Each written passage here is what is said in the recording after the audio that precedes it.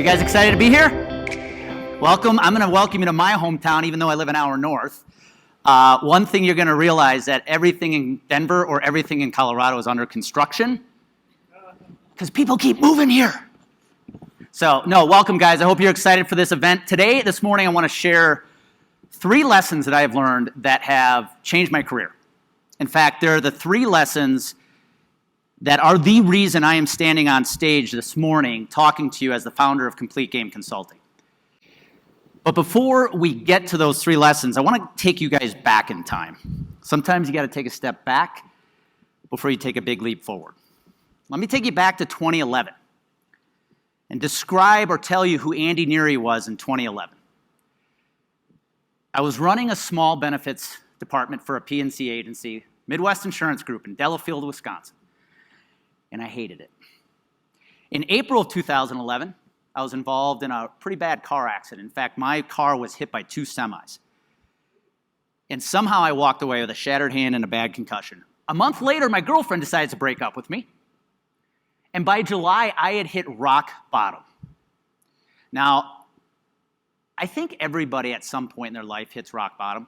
We all have different degrees, different levels. For me, this was my rock bottom. In fact, I can remember July of 2011. I was sitting at my desk at my office at Midwest Insurance Group, so frozen with anxiety, I literally couldn't do anything. I was still recovering from my car accident. I was recovering from breaking up with my girlfriend, and I hated my job. And at that time, when I look back at the kind of advisor I was in 2011, some of you might be able to do the same, I laugh, because I was the guy going and getting the spreadsheets, going and asking for the census, how many employees do you have, what carrier you are with, how many, when's your X date? I'm going to go quote all the fully insured carriers. Who was there about 11 years ago? Come on, guys. I remember walking into accounts, larger opportunities, and they had this thing called self-funding, and I'd look at it, and I'd walk out going, I don't even know how to help these people. This is a foreign language. And here I sat at my desk in July, frozen with anxiety, because I literally hated what I did. And in that moment, there was only one thing I knew to do. And I got up, and I walked out of the office. I didn't even tell my boss, walked right past our office manager at the front desk, and I just left. I got in my car, I drove to my parents' house, and for the next 2 hours, I sat at their pool, and I just stared.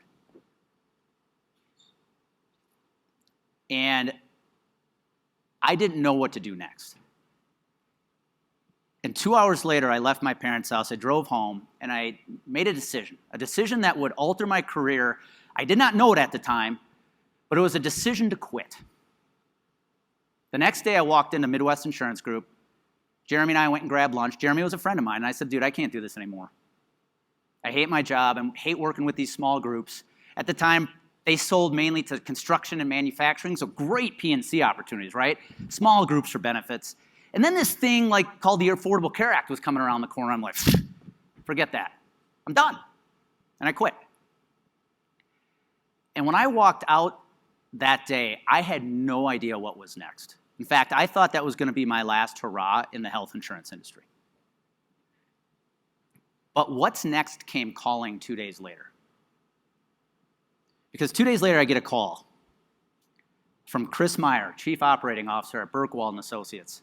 I don't know if we have any Wisconsin folk in here this morning. Burkwald & Associates was a highly respected benefits consulting firm in the market I was competing in. In fact, I had applied for a job there years earlier and did not get hired. And Chris said, hey, I have no idea what you're doing right now. Little did she know I was literally quitting. And she said, but we have a new position for account exec open, and I'd love to talk to you if you're open to it. And this is where the string of good decisions started impacting my life. You see, up until that point, I'd been making a lot of bad decisions, both personally and professionally. But the first good decision I made was I said yes. And that first interview turned into a second interview, turned into a third interview, and a month later, I accepted an offer to become an account exec at Burkwald & Associates. Now, this required me to take a step back because I had been a producer my whole career. Now I was going back to being an account exec. It's like a head coach getting fired, going back to becoming an assistant so you can become a head coach again. But at Berkwald, I was given two gifts.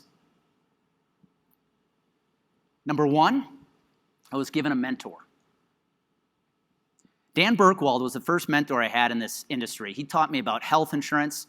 He taught me about life. He taught me about business. And as I mentioned, the good things just started rolling at this point in my life. This is fall of 2011. In fact, in October of 2011, I got to share this story with you guys. My next great thing happened is when I met Amy, the woman I'm with today. Now, I got to share this story with you guys. I know it's a complete side note. But Amy and I met in 2011 online. Anybody meet their significant other online? Come on, willing to admit it. Back in 2011, it was kind of creepy and weird. Very creepy back then, right? Now, here's the story. We meet, we're talking on the phone. We never meet in person yet. It's a Thursday, early October, October 6th, and we had planned to make our first date dinner in Madison, Wisconsin. So I'm excited. I get off the phone with her at my office. An hour later, I get a call from a buddy of mine, Pete Slosher. He's like, dude, I got 2 tickets to Game 5 for the Brewers Diamondback series. You want them? Now, it's Game 5 of a 5-game series. This is winner take all. I'm like, shit. So I said, Pete, hold on. I get on the phone. I'm like, Amy, I know we have never met, and I know this is super weird. Can you get off of work tomorrow afternoon? She's like, I guess. Why? I said, well, I got 2 tickets to the Diamondbacks Brewers series. Now, she has no clue that I love baseball. I used to play baseball. Now, she made her first good decision, and she said yes. So our first date was Game 5 of the Brewers Diamondbacks. For 9 innings, I did not talk to her. I sat in my seat like this, every pitch, nervous as hell. And if anybody remembers, baseball fans, Brewers end up winning in extra innings. The place was bananas. It was insane. One of the greatest games I've ever seen. Somehow, some way, Amy said yes to date 2. And the rest is history. Here we are today. So complete side note, back to Berkwald. I got a mentor. But the other gift I was given is I was able to become a student of self-funding. You see, at Berkwald, we didn't have a ton of clients, but we had big ones, and they were all self-funded. So I got to become a student of the game. I got to study the craft like an athlete studies their sport. And I got really good at self-funding. I loved the conversations with our clients, the numbers, the financing, the reporting. And 3 years later, 2014, I'm pretty darn good at this thing called self-funding. Now, in 2014, Amy and I decided to make another very good, important decision. We decided to relocate from Wisconsin to Colorado. Now, for the historians in the room, you may remember that in February 2014, Colorado became the first state to legalize marijuana. So when you move of May 2014, it's met with some friendly criticism. So we move Memorial Day 2014. Pack up our stuff, head out here. We live an hour north in Fort Collins. And when I went to work for an independent insurance agency up in Longmont, 30 minutes away, Voke and Bell. And I quickly realized I had a knowledge advantage out here. And I don't say that egotistically because we had been doing self-funding for 3 years back in Wisconsin. Out here, self-funding really wasn't a thing yet in 2014. In fact, for most advisors out here, self-funding was Cigna's level funded product. So I knew I had an advantage. And I loved going and talking to prospects about my knowledge. But then every meeting I'd walk out going, what is going on? They don't get it. And I kept blaming my prospects' stupidity. And here's where I learned a very important lesson quickly out here in Colorado. Knowledge is not power. Your ability to communicate what you know is where the power lies. Then I had a second problem. June 2014, about a month into the job, we're sitting in the conference room at Voke and Bell, and the whole team's around the table for our first sales meeting that I'm involved in as an employee, and I ask a really simple question. So what's our marketing plan here? What are we doing to go grab attention from prospects? And I remember without hesitation, every single eyeball around that table looked back at me without an answer. And I can remember looking down at the table, and to myself, I just went, oh, shit. What did I do? And in that moment, I made another really good decision. Number one, I realized the first lesson that I want to share with everybody today is knowledge is not power. If you can't communicate your knowledge, none of it matters. Your ability to communicate the knowledge you have is where the power lies. But in that moment, I made two investments. Number one, I invested in becoming a better communicator. See, at that time, like you, some of you in the room, I read this article by this guy named Dave Chase. Some of you might remember the article, The Job That Could Save America. Anyone remember that? That changed my perspective. In fact, I was telling Dave behind the stage here, the next day I went on my LinkedIn profile and changed my job title from benefit consultant to healthcare strategist. I'm like, there's a different way to do this. The second thing I did is I invested in becoming a better communicator. I joined the National Speakers Association. Here in Colorado, they had a 6-month speakers academy. I jumped right in. When that academy was over, I hired my own speaking coach because I said, if I'm going to win in a market, by the way, where nobody knows who I am, I got to be the best communicator around. I've got the knowledge. I've got to communicate. And so I went heavily invested in my ability to communicate. The second thing I did, the second investment I made, is I said, I got to build a brand. And a lot of people think a brand is logos and fonts and influencers we see on social media. No, a brand is representing your reputation to the market. And that brand that I built was built on 3 pillars. They are the same 3 pillars we still use today at Complete Game Consulting with our clients. Number one, I had to know exactly who my ideal prospect was. Because up until that point, I was talking to a lot of the wrong prospects. Number two, I had to build a brand message for those prospects. I had to be able to give those prospects the ability to raise their hand and say, yes, that's us. That is the problem we're struggling with. And number 3, I had to have a platform to share that message far, fast, and wide. And so I jumped on LinkedIn. I started hosting webinars. I started public speaking. I started my email campaigns. A couple of years later, I started my podcast. My whole goal was, I'm going to get as many people to know me as fast as I can. I need to create exponential awareness. See, up until that point, I only know 2 ways to prospect. And if you've been in this industry for a while, you know those 2 ways. Pick up the phone, smile and dial, and go pound the pavement. But I realized every time I pick up the phone, I could only talk to one prospect at a time. Every time I park a car in an industrial park, because that's how I started, every door I knock on, I can only knock on one door at a time. So I need to create exponential awareness. And it worked. I was able to build a nice book of business in a market nobody knew who I was in a relatively short amount of time. Fast forward 2 years.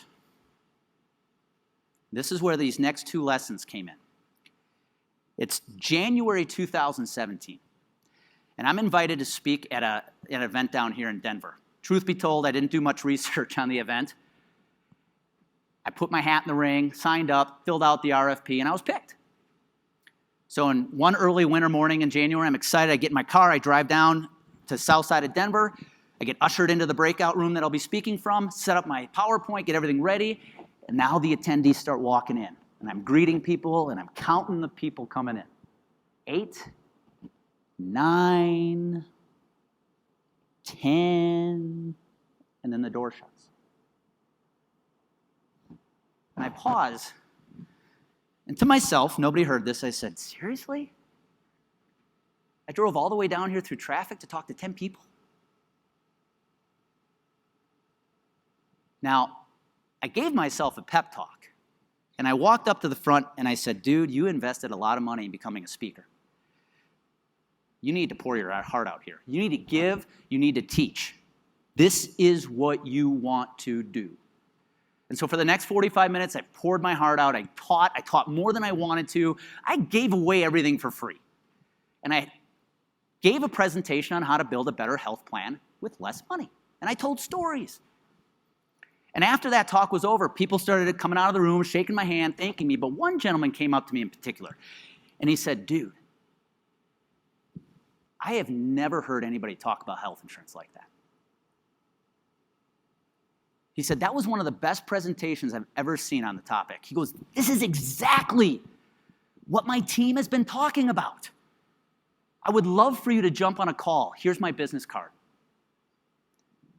And I looked at the card, and this is where I learned the lesson. Because on that card was the name Duncan McAuliffe. Now, the name Duncan McAuliffe means nothing to anybody in this room.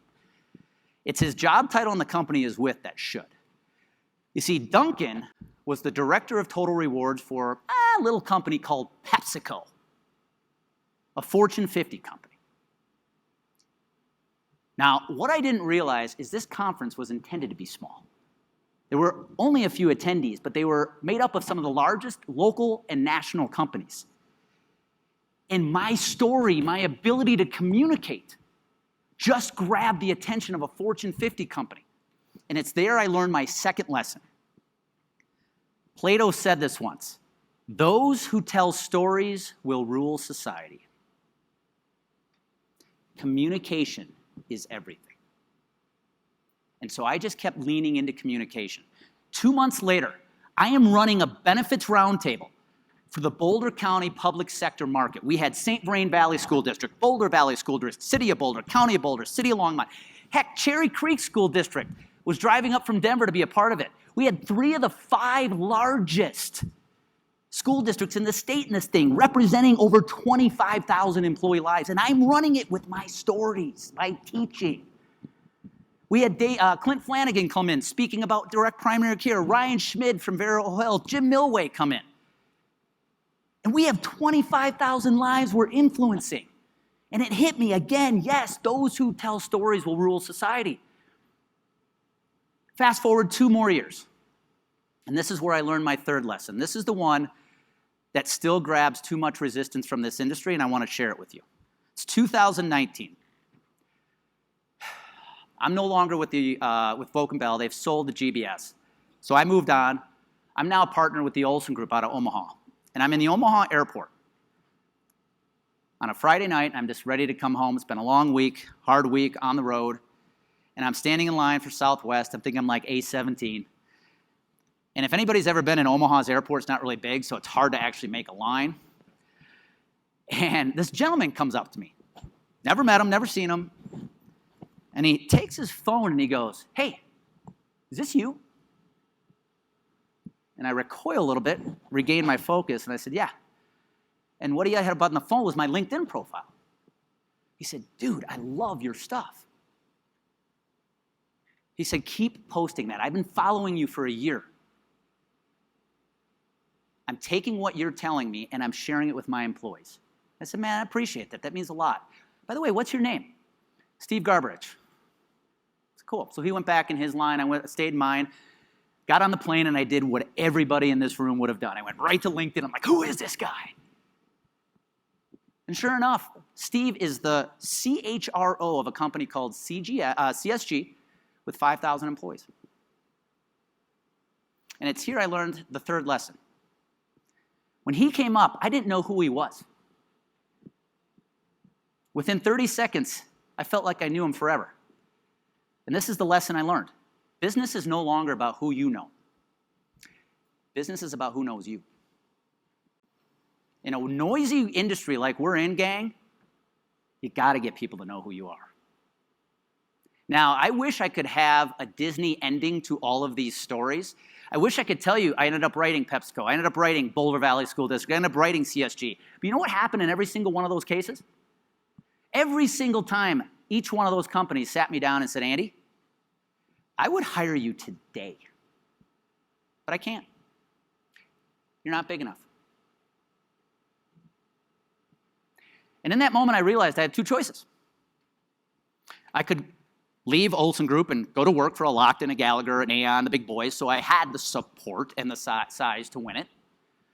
Or I could take that defeat as a victory, and I instead chose to take it as a victory, because here's what I learned in those defeats. I have a gift. And that gift is the ability to communicate, tell stories, and the ability to grab attention. And this is why I'm standing on stage right now as founder of Complete Game Consulting, because our job today is to help you guys get attention. Help you guys get the attention you need to win the business you deserve. And it's through the power of communication. You see, in this room today, there is more collective knowledge than anywhere else in the industry. I mean that. You guys are smart. But knowledge doesn't win alone. Your ability to communicate that knowledge is what is going to send your business to the roof. And if most of you are willing to look in the mirror, you would admit you're not winning as much as you want. It's not your knowledge. It's communicating that knowledge you already have. So this is why I am honored that Lynn Ann and Dave have given me the opportunity to stand up on stage this morning and lead an exercise with you guys, because we're going to do an exercise. It's something we do with every one of our clients at Complete Game, and we're going to build one hell of an elevator pitch for Health Rosetta. You guys interested? Because there's some questions we've got to answer if we're going to get super clear on who and what companies are the best fit for this Health Rosetta model. You guys know you have something special here. We have now got to go communicate it to the world in a way they go, yeah, that's us. Because the three things I want to leave you with today before we dive into the exercise is, number one, knowledge is not power. Your ability to communicate that knowledge is where the victory lies. Number two, business is no longer about who you know, it's about who knows you. And number three, those who tell stories will rule society. So what I want to help you guys do this morning to kick this awesome event off is we're going to take some time at the tables. You guys are going to have some discussions. And we're going to start developing one heck of a story for the Health Rosetta. Who's up for that? Awesome. Okay, so here's what we want to do. Ooh, some of you guys have that book. By the way, here's a great example of attention I was going to share, and I totally just glossed it over. Everybody's familiar with Dave's first book, right? Everybody's read it, right? If you look in the forward of that book, there's a name in there you'll recognize. It's yours truly. Dave was kind enough to say I was one of the influencers that helped write that book. I was humbled, but guys, the only reason I was named in that book, if I'm being honest with you, is I could grab attention. I had an ability to communicate and grab attention. I'm humbled, but the point is, did I deserve to be in there? Probably not. But it's the power of communication. So here's what we're going to do. We're going to go over 4 questions at your tables. We're going to have some table discussions here. And there's 4 questions we want to answer very clearly. And I think I want to give each of you a chance to talk. Number one, what is your why? What is your why behind joining the Rosetta movement? I want to give everybody in the room a chance to 30 seconds to a minute to just talk about your why. Why the heck are you sitting here today? Because when I have these discussions with my clients and I ask, why do you do what you do? I tell them, the only answer you can't give is, I'm just here to make money. I hope you have a bigger why than money. The second question is going to be, who is the ideal prospect, the ideal company for the Health Rosetta? And then the key question we need to answer is, what problems are we solving for companies today? Because I do want to tell everybody in this room, there is not a company in America right now, especially in 2022, that shows up to work every day saying, we need to fix healthcare. They're worried about recruiting. They're worried about inflation, rule changes. Heck, just trying to keep the people they have. They're not concerned about healthcare. So if we can take what you guys have and put it in a message, a story that makes them go, that's us. We've got something powerful. And then the last question, this is where you get to do your own elevator pitch. Describe the Health Rosetta in your own words. So, we're going to kick this thing off. We're going to start with question 1. Again, we're just going to have some table discussion, guys. So you're going to split off in your tables. And I want you guys to go around the room, around the table for a second, and just talk about why you are here this morning. Why are you, or do you want to be a part of the Health Rosetta movement? So, all right, here we go. Start some discussions. I'll bring you guys back, and then we'll move on to question 2.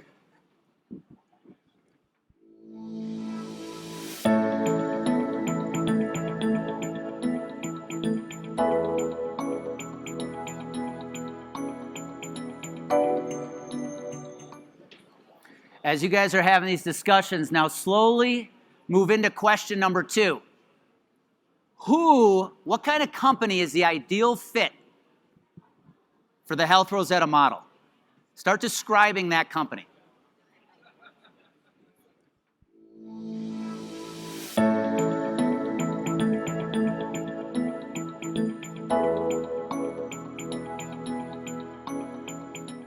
If I could grab your attention quick, gang. I want everybody to take these questions.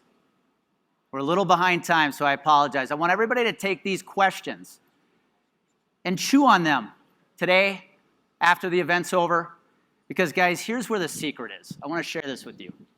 If any of you in the room right now are going, okay, I need to be winning more business than I am. I deserve to be more winning business. I know I have the knowledge. The secret will be found here.